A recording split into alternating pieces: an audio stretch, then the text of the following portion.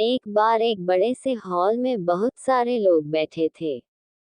वहां पर दुनिया का एक बहुत ही बड़ा स्पीकर आने वाला था और सब लोग उनकी बातें सुनने के लिए वहां पर आए थे। लगभग 10 मिनट के बाद वह स्पीकर स्टेज पर आ जाता है और वह बोलता है कि अगर आपने मेरी बात ठीक से सुन ली और समझ ली तो आपकी जिंदगी पूरी तरह से बदल जाएगी। उसके बाद वह अपनी जेब से एक बिल्कुल नया चमकता हुआ 500 रुपए का नोट निकालता है और उसको ऊपर करके सबसे पूछता है कि ये नोट आप में से किसको चाहिए। ये सुनते ही सब लोग अपने अपने हाथ ऊपर कर देते हैं। वह स्पीकर बोलता है कि ये नोट मैं आप में से किसी एक को दूंगा, लेकिन इसके लिए आपको थोड़ा वेट करना होगा। अब वह स्पीकर उस नोट को अपनी मुट्ठी में बंद कर लेता है और थोड़ी देर तक उसको मसलता है। अब उस नए नोट में सर पड़ जाते हैं और वह थोड़ा पुराना सा दिखने लगता है और वह एक किनारे से थोड़ा फट भी जाता है। इसके बाद वह फिर उस नोट को ऊपर करके पूछता है, अब ये 500 का नोट किसको चाहिए। इस बार भी सभी लोग अपने हाथ ऊपर कर देते हैं। तब स्पीकर ने उस नोट को जमीन पर गिरा दिया और उस नोट पर 3-4 बार पैर रख दिया। इससे नोट और भी पुराना हो गया और उस पर थोड़ी मिट्टी भी लग गई थी।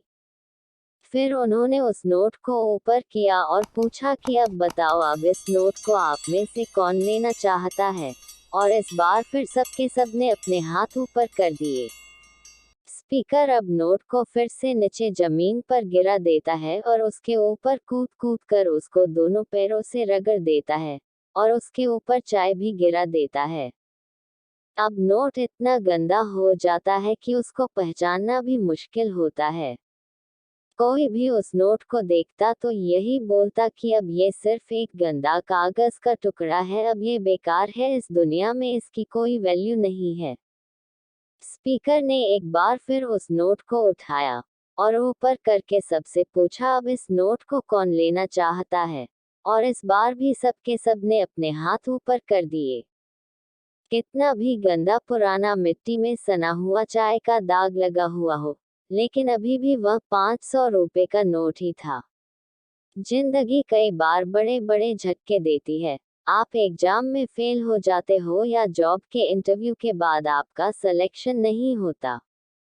जब आपका बुरा समय चल रहा होता है और आप सिचुएशन का सामना कर रहे होते हो, उसके बाद आपको लगने लगता है कि आप सफलता के लायक ही नहीं है। आपको लगता है कि दूसरे लोग आपसे बेटर है और आप किसी काम के नहीं हो, आपकी कोई वैल्यू नहीं है। हमेशा याद रखो, इससे कोई फर्क नहीं पड़ता कि आपने कितनी बार सिचुएशन का सामना किया है, आप जिंदगी में कितनी बार फेल हुए हो, आपकी वैल्यू हमेशा वही रहेगी जो पहले थी। आपके पास कुछ खास है जो दूसरों के पास नहीं है और ये कोई भी आपसे छीन नहीं सकता। अब तक सक्सेस नहीं मिलने से आपकी वैल्यू कम नहीं हुई है। आप अभी भी अपने बारे में कितना भी लो फील कर रहे हो, उससे कोई फर्क नहीं पड़ता। जो लोग आपको अच्छे से समझते हैं वो लोग आपके वैल्यू को उतना ही मानेंगे जितना पहले मानते थे। तो अपनी वैल्यू को समझो और कुछ बड़ा करके दिखाओ।